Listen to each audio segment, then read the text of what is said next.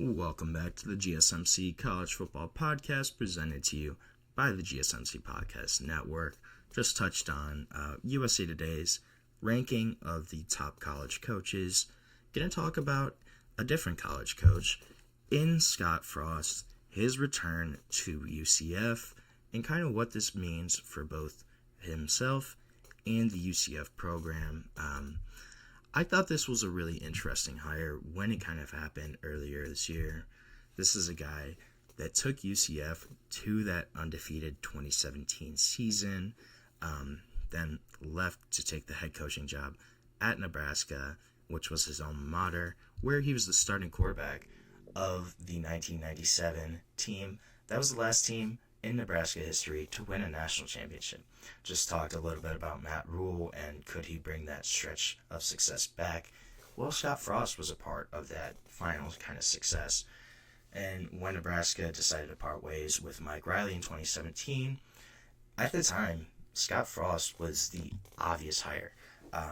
He seemed like the best candidate. He's coming off a season in which he led UCF to their quote-unquote national championship, was a starting quarterback on the Nebraska team, a guy that was a good coaching candidate in general besides that, and it made a lot of sense at the time for Scott Frost to take that job. He had the coaching resume at that point, couldn't ignore the pull of Nebraska, of the opportunities that came along with being in the Big Ten, with being in Power Conference football. Obviously, if you think about it at that time, UCF still in the American Conference, so they were not yet in a Power Conference. But when you look at Scott Frost's tenure at Nebraska, had 4+ seasons there, went 16-31, and was 5-22 in one-score games. That seemed to be the common theme, common thread of Scott Frost's time at Nebraska. Was they would get right there, it'd be a 3-point game. They'd be right there at the end, and then they lose basically every time. You look at 5-22, that's less than a 25% winning percentage in those games. This was a program that was consistently frustrating under Scott Frost. Was fired into the 2022 season, and then took some time off.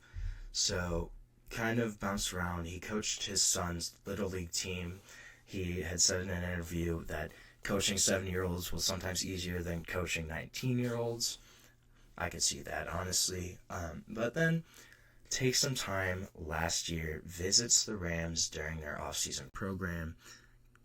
A job comes open in the summer of 2024, and Sean McVay immediately reached out to Scott Frost. So Scott Frost, he was hired as a senior analyst, mostly helped with special teams, but also worked with both offense and defense for the Rams this past year. And this was a guy that when the UCF athletic director, he was kind of going and seeing who could potentially be available for this UCF job, after Gus Malzahn came to him and said, hey, I don't want to be the head coach anymore. I do not want to do everything that comes with being a head coach in this new era of college football. I don't want to have to deal with NIL. I don't want to deal with this transfer portal. I kind of want to just go back to play calling. So this happens. Gus Malzahn leaves for Florida State, and when the athletic director at UCF kind of reached out to the Rams, there was nothing but good things that were said about Scott Frost during his time. He called Sean McVay. He called Les Snead, the GM of the Rams. They both said that Scott Frost would do anything that was asked of him. He'd make copies around the office. They said you would never know that he was the head coach at a major college program. And then he also called former athletic director at Nebraska, Trev Alberts, to kind of give a better understanding about what happened there during his tenure with the Cornhuskers. So everything that kind of seemed when he was doing his background about Scott Frost and his time off after UCF, it all kind of seemed like this could maybe be a really good hire again for them. And that 2017 season, you also have to understand, it carries so much weight around UCF, around kind of the culture there, because of its significance to both the fans and the school history, and also one that it changed the future of both UCF and the program, as well as college football, right? That was a big deal when they went undefeated. They didn't get in the playoff. They played Auburn, and I want to say it was the Peach Bowl, beat Auburn, and then, declared themselves the national champions of that season. That was a really big storyline for college football. Their athletic director at the time, he came out, he self-declared them national champions. He said they were locked out of the 14 playoff. They had finished 12th in the final college football playoff standings. They really started lobbying for more attention to be paid to schools outside the Power Conference. And then that 2017 season, it also positioned them to pounce during the next wave of realignment. So, sure enough, 2023 comes around. UCF Knights are now playing in a Power 4 conference in the Big 12 for the first time ever. And then you go back to this past season, college football playoff finally expands to 12 teams, could potentially expand even more to 14, maybe 16 down the line. So now you go back to, unlike 2017, when that team really had no shot of winning a national championship, right? They go undefeated, they win their conference, they beat Auburn, but they weren't in contention. They weren't even in the discussion for getting into the college football playoff at that time. So unlike 2017, now, for UCF, they have a defined path. They're able to potentially play for a national title. They no longer have to go undefeated and then kind of just pray and hope for a shot, because they could potentially win the Big 12 championship, doesn't matter the record, and they're in the playoff right away. But also, the game is different, right? Had the transfer portal, had NIL, kind of existed when Scott Frost was at UCF during his first tenure. He probably wouldn't have been able to keep that 2017 team together, realistically, right? You had guys that were stars. Remember Shaquille Griffin, guys like that, Mackenzie Milton, his quarterback during that time, they would not have returned to UCF. And then that 2018 team, too. If you remember, Josh Heupel took over for Scott Frost. They also went undefeated, then lost to LSU in the Fiesta Bowl. They definitely wouldn't have stayed together either, right? The transfer portal and all of that probably would have broken up these teams, but there's a lot more positives for UCF right now. This upcoming season, they're going to receive a full share of television revenue from the Big 12 for the first time.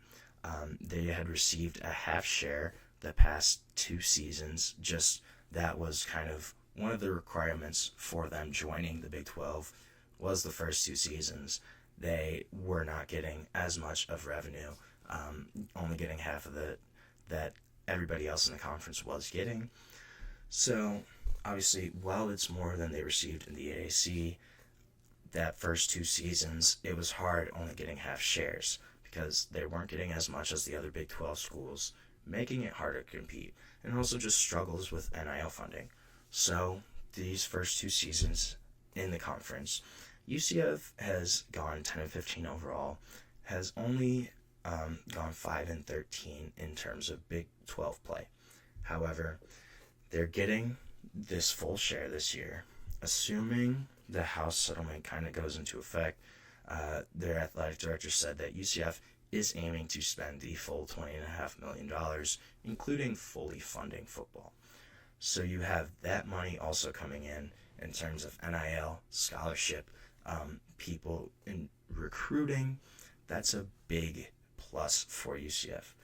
This is a team that's also had a bunch of coaching changes. If you go back over the past 10 years, they've had 5 coaching changes, dating back to the final season under George O'Leary in 2015. And hopefully this is a move that makes sense long-term for both Scott Frost and for the UCF program. Scott Frost says he wants to be here for the long term. they kind of hope that that's the case, that consistency at head coach, that's going to be an added benefit for UCF. And they also believe that they're getting the best of Scott Frost in this moment, that they don't really feel like rehiring him is not going to work out. And this is a school that is really on the rise in terms of what it can do with football. Now you're getting full share of revenue, you're adding that house settlement money, most likely, and then also, this is a school that people don't realize, it's the third biggest school in the country in terms of undergrad enrollment. UCF is absolutely massive.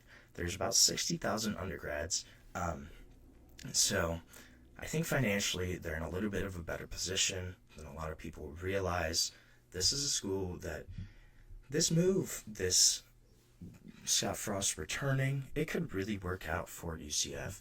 I'm curious to kind of see what's going to happen, how it's going to shake out, and then also how they're going to recruit. I also really like Mackenzie Milton, his quarterback from that 2017 season, is the quarterback's coach now at UCF.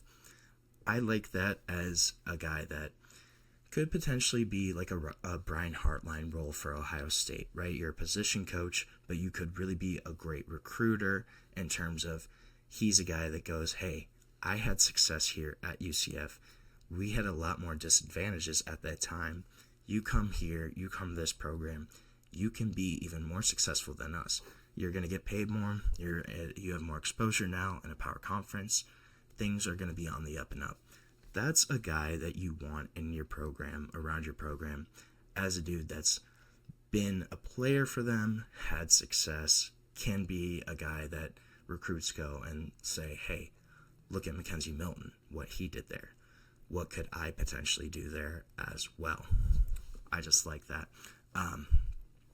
So now we're going to take another short break on the show, take our final break of the day. When we come back, going to talk about another Big 12 team in Iowa State, and could they be in financial trouble? It sounds like they might be. We're going to talk about it more, though, when we come back on the GSMC College Football Podcast.